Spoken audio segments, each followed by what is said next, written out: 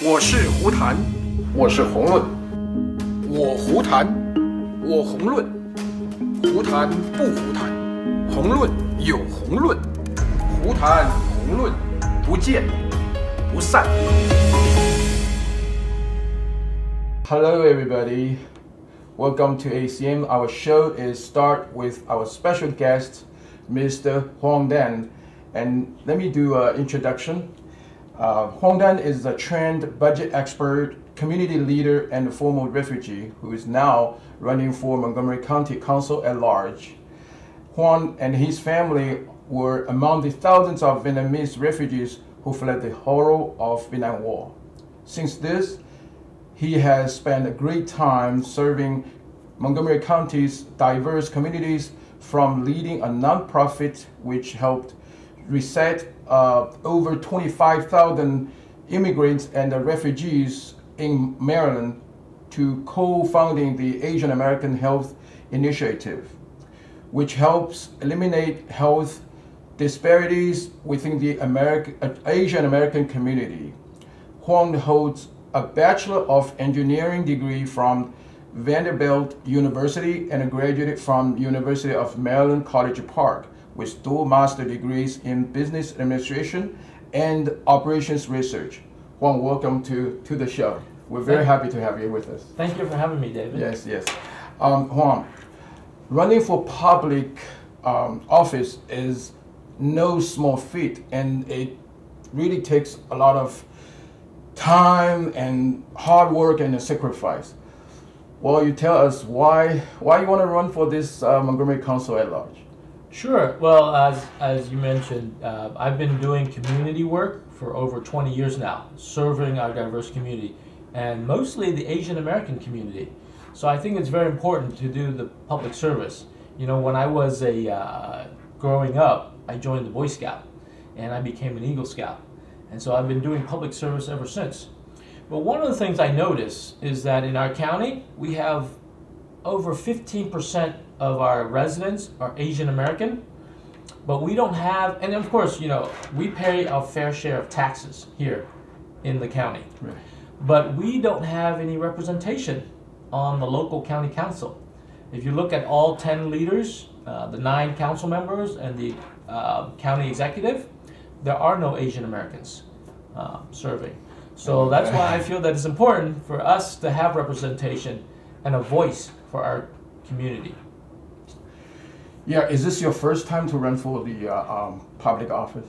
No, actually, no. I actually ran for the Maryland General Assembly. That's the Maryland State Assembly back in 2010.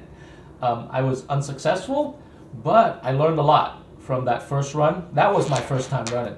And since I learned a lot, lessons learned, this time around, I'm running a very strong campaign. And, you know, among the 33 Democrats who are running in my race for at-large, I'm up there in the top 6 right now. Oh, wow, that's good. What is your platform? And besides your core platform, what other issues you are focusing to improve Montgomery County? Sure. Well, I mean, first of all, my core platform is what I call JET, right? Jobs, Education, and Transportation. So we need to create more good-paying jobs here in our county, grow our economic base, yes, so that we can afford all of the wonderful services that we have here in Montgomery County. Mm-hmm. Education is very important. We need to make sure that we have universal pre-K for kids, because kids as young as 3-4 years old, they start to fall behind. If when they start kindergarten, they don't have the proper, if they don't have the proper guidance and instruction, yes, they're already behind. And we want to make sure that they are at the same level as all the other kids. Because if they're already behind, that gap, we call the opportunity gap, the opportunity gap widens. They start falling farther and farther behind.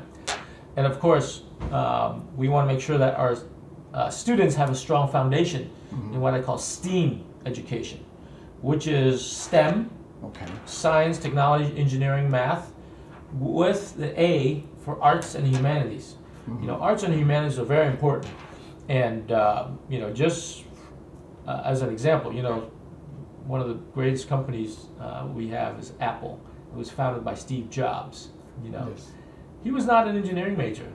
You know, he took one of his classes that he took was calligraphy. Calligraphy. Yeah, people thought it must be something to do with Apple, but no. No, calligraphy. And so when he started Apple, you know, IBM used to have the old green screen with Yes. the same That's type. old, Yeah. So when he had when the Apple computer first came out, I think it was the very first one, he said he wanted different fonts. Yeah. You know, because of his background in calligraphy, Right. and that's what made Apple famous. 'Cause they have different fonts. And then of course transportation. You know, our traffic congestion here in the DC area is getting worse and worse every year. I mean, it's the worst in the nation, but it gets worse every year. Right. So we need to do something to, you know, reduce that traffic congestion by, you know, make sure we invest, take a holistic approach. We invest in trains, buses, minivans, sidewalks, bike lanes, and also, you know, everything in between. To, for example, encouraging people to work from home, work remotely, either from home or at a telework center that's close by, so that they don't have to drive far. And so, one of the ideas that exciting ideas that I want to do for our community is what I call microtransit. Doing a county version of microtransit service, which is basically a public rideshare version of Lyft and Uber. Oh, Okay, but you know, subsidized by the county government, so that it's cheaper, and it's a rideshare using minivans, so that you know you can fit up to 6 passengers, right, in a minivan, Right. and so and it provides door-to-door service for a resident. We would do a pilot program for the seniors, because you know that's the biggest challenge for seniors is transportation. Right. You know, they have a hard time getting to their medical appointments, going out to see their family, their friends, or going to the senior center for activities. They depend on, you know, family members or somebody else to get the ride and get out of the house. But if we provide the service for the seniors, they can have the freedom to go wherever they want, whenever they want. They don't have to wait until certain times. And it's a door-to-door service, right? Pick them up from their front door and take them straight to where they need to go. Or if they want to use the metro, you know, drop them off there. But I think that will really change the lifestyle of seniors and let them go out more. Right. And of course, you know, I mentioned in the first part, jobs. We need to create more good-paying jobs to grow our economy. You know, when seniors go out, you know, they're going to spend more time out, eating out, going to the movies, seeing their friends. So they will help our local economies grow as well, and they, you know, those economies will create more good-paying jobs. Right. Besides from those 3 main issues, jobs, education, transportation, the other 2 that's important is affordable housing. You know, the cost of living here in Montgomery County is getting to be very expensive. Buying a house or even renting a house or an apartment is very expensive.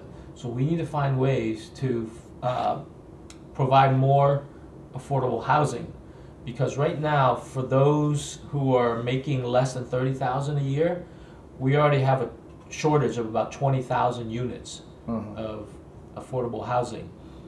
And then and it's a problem when you want employers to come, like, you know, they have trouble attracting workers because the workers can't afford to live here. Right. You know, if you say, "Oh, I'll give you more money," but they say, "Well, you're giving me you know, a 10% raise, but the housing costs a 30% more." Right. So the bottom line, what I take home at the end of the day, is less. Right. So they don't want to come. So that makes it harder for the companies to recruit talent. So we have to solve that problem in order to, you know, help our economy grow. And then the 5th thing I would mention is the environment. You know, it's a long-term thing, but, you know, climate change is a reality. And unless we start, you know, doing things that reduce the, what they call it, the carbon footprint, or reduce greenhouse gas emission, our climate is going to get worse and worse. And eventually it'll go past the point where you can fix it. You know, the earth is very important. But we in Montgomery County, I think, need to be an example for the rest of the state to become more environmentally friendly. Very nice, very nice. I was just thinking about, how this traffic, but you just mentioned that it's everyday thing, It's, Yeah. yeah. It affects everybody. Yeah, definitely. In Montgomery County, there are significant Asian community here. So what is your history with this community? And how engaged this community been with the politics? Yes, great question. Well, in Montgomery County, I mean, Asian American, as I mentioned, over 15% Asian American. So in a county of 1.1 million residents, Right. we have over 150,000 That's a lot. Asian Americans. Yeah. But I've been involved with the community, helping the community for, like I said, the past 20 years. I helped co-found the Asian American Health Initiative, which helps eliminate health barriers or health disparities between Asian Americans and the mainstream. We have some extra challenges that we have to overcome. For example, a certain group of Asian American women have a much higher level of cervical cancer than the mainstream population. And so, that group, the Asian American Health Initiative, tries to, identify those women and help them get screened in case, they get possibly get cervical cancer in the future, or they may have it, they don't know it. Yeah, so a lot of people don't know. Yeah, we provide the screening. Also, hepatitis B. Hepatitis B affects Asian American community much more than the mainstream. So again, we help to provide free screening, for them. And then once they get screened, and then if they're identified as a positive or hepatitis B, then they get referred to a health practitioner, a physician, who can work with them on treatment. Because sometimes they don't know it, and sometimes they spread it too. If you don't know you have it, you can spread it to more. So those are just some of the examples, but I've also served on the Asian Pacific American advisory group for the county executive for probably since 2002, and I still serve on that. Also back in 2001, I served on the Governor's Commission for Asian American Affairs under Governor Paris Glendenning, which is many governors ago. But I served for 9 years. I served as chairman and president for a nonprofit organization called the Association of Vietnamese Americans. And we helped resettle over 25,000 refugees and immigrants in this area. And I still serve on that. And now we serve residents who have limited English proficiency. So we provide, what they call culturally competent and language appropriate services, so that those people with limited English proficiency can get access to government services. But we provide translation and interpretation for them, because unfortunately the government, the state, local, and federal government don't have enough resources to provide the language appropriate service and the culturally competent. Yeah, I still want to go back to the Asian American community. What steps? The involvement. Oh, well, and of course, in terms of political engagement, I also helped co-found the Asian American Political Alliance, which is a non-partisan group that tries to get more Asian Americans involved in the political process. Right. And so what steps can Asian Americans take? Yeah, that's important, because a lot of people, they want to vote or they want to do something, but they don't know how. Right. So the most important step that they can do, of course, is to vote in every election. Okay, every election, not just the general election in November. Maryland has a general election every 2 years, every even years, right? Mostly, unless you live in like Rockville or Gaithersburg, they have municipal elections for their city government. But you have to vote in the Democratic primary election. Okay, and the primary in Maryland, a lot of folks don't understand the system. Maryland is a little unique, is that it has closed primary system, which means you have to be registered as a Democrat to vote in the Democratic primary, and you have to be registered as a Republican to vote in the Republican primary. If you're not registered for either one, what ballot that you get will not show the candidates for Republican or Democrat candidates. It's just be the Board of Education candidates and a few judges, you know, which is nonpartisan. So you mean they have to register before they even go to the voting part? Right. For example, this year the Democratic primary for any party is June 26th. Right. But the deadline to register is June 5th. Okay, which is 3 weeks before the final election day. Oh. And a lot of people don't know that as well. Yeah, unfortunately, we don't have, Maryland or Montgomery County in Maryland doesn't have same-day registration yet. Some other states, you can register the same day to vote, but right now, Maryland, you have to register 3 weeks in advance, which is June 5th. It used to be much longer. It used to be like 2 months in advance, but at least now it's 3 weeks. And so it's important folks to know like June 5th is the deadline to register to vote. But one thing I want to explain is very important. This is very important. Is in Maryland or in Montgomery County, the most important election is the Democratic primary.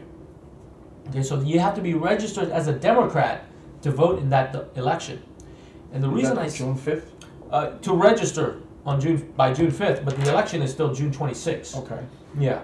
And the reason I say the Democratic primary is the most important is because whoever wins the Democratic primary, 99% they will win in the general election in November. Okay. Now, in Montgomery County, leadership, the 9 council members and the county executive, all 10 of them, all 10 are Democrats because they win the Democratic primary, and then when they go to the general, 99% of them win. For the most part. So, but folks don't understand that they have to be registered as a Democrat in order to, you know, to register that. And of course, I mentioned that we don't have any representation, Asian Americans represented on the council, because there are not a lot of Asian Americans who understand that they need to vote in the Democratic primary. Yeah. For example, I can give you a statistic. You know, we have over 150,000 Asian Americans in the county. Right. Only about, I would say, maybe about 20,000 are registered to vote, and only about maybe 800 vote in the Democratic primary. That's a very, I mean, 800. You know, very small amount. Very small amount out of 150,000. You know, so I think we need to increase that number. At least make sure there's 20,000 who are registered as Democrats, right? They all vote in the primary. For the people at home, what do you think they need to do to support you, you know, for your candidacy? Well, thank you for that question. I think the most important thing right now is to make sure that they're registered as a Democrat by June 5th. Okay. And then go and vote in the Democratic primary by June 26th. Now, once you're registered as a Democrat, you can also go vote early. There's early voting from June 14th through June 21st. Oh, okay. 8 days of early voting, but it's only at 11 locations throughout the county that you can do that, vote early. And then if they want to, they can also vote from home. They can request an absentee ballot sent to their house. A lot of people don't want to go, you know, just want to stay home so they can still vote at home. Yes, they can vote from home. That's the great thing about Maryland. Okay. You don't have to have an excuse or a reason to vote from home. You said, I just want to vote from home. It's called an absentee ballot. Okay.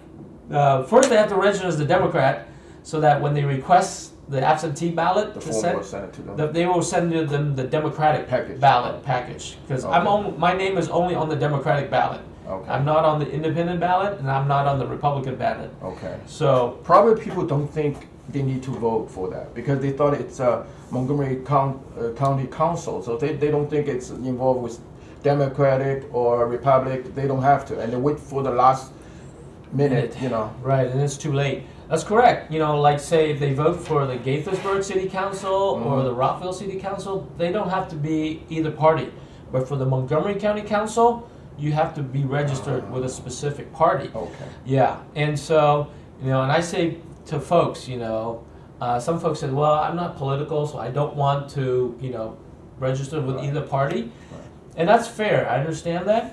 But what I say to my friends who say that, I have friends who are independents and Republicans, and I try to explain to them, I say, well, if you care about your property taxes going up, you need to participate. You need to be registered as a Democrat, because the Democrats are the ones who make the decisions right now. They're the ones in power.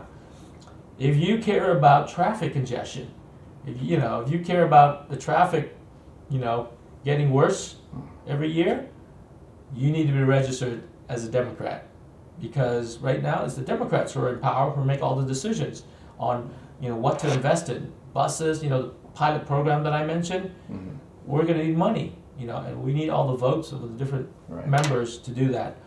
So, and if you care about education, you need to be registered as a Democrat, because the Democrats are in power and they control the budget. It's a $5.6 billion budget annually. B with a billion with a B. Wow. That's a big budget, and almost half of that budget, about $2.5 billion, goes to the school system. Okay, and it's important. I believe that we should have we have an excellent school system, one of the best in the world, but we need to continue to fund it in order to keep it at the be one of the best school systems in the world. Otherwise, so if you care about those things, you need to register as a Democrat and have your voices heard, because we need an Asian American to be represented on the county council. Wow. Well, you really tell us a lot of things today.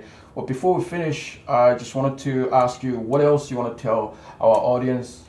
Sure. I guess the big question is, how do you register to vote or to change? If you're already registered as a Democrat or as an independent or a Republican, you can change. You can change your registration to Democrat by June 5th. You go to my website. My website is votedang.com. So it's votedang.com. Very easy to remember. And go to how do I there's a ribbon at the top, like a tab. Click Get Involved. Okay, you click on that, and down it says Register to Vote. Click on that, and the instructions will come up on how you register, and you use the same form to change. So instead of new registration, you check change. Okay. Change party. Okay. Change party affiliation. Okay. And you make sure that you mail that in before June 5th. And I know we don't have a lot of time. It's only probably 2 weeks. Yeah. In fact, it's exactly 2 weeks from today, I believe. Yeah. Yes. 2 weeks from today. Yeah. Well, actually, we got a lot of information from you, and we know a lot of your ideas, what you want to do. And especially, I think it's important for us is we learn a lot how to vote, how to involve with this politics and the community, because it involves us every day. Every day. Right? And I tell folks, rather than sit in traffic for 2 hours, 1 hour going each way and complain about it, just spend 30 minutes every 4 years to vote in the primary election, or vote from home, Yeah. Well, 30 minutes. Voting at home, that's a good thing, Yeah. You don't have to do anything. Yeah, and if anybody has any questions, they can contact my campaign. Okay. They can send an email to me, which is Hoan, Hoan, at votedang.com, Hoan at votedang.com. Yeah. Or they can just search your name. Search my name, or they can call. We have a phone number. Yeah. A campaign phone number is 240-531-1001. Again, that's 240-531-1001. Of course, it's easier for us to answer by email. Unfortunately, now on my website, I do have some information translated into Chinese in my biography and my core platform. So, hopefully that'll also provide some more information. Thank you very much. Good luck. Yes, thank you for having me.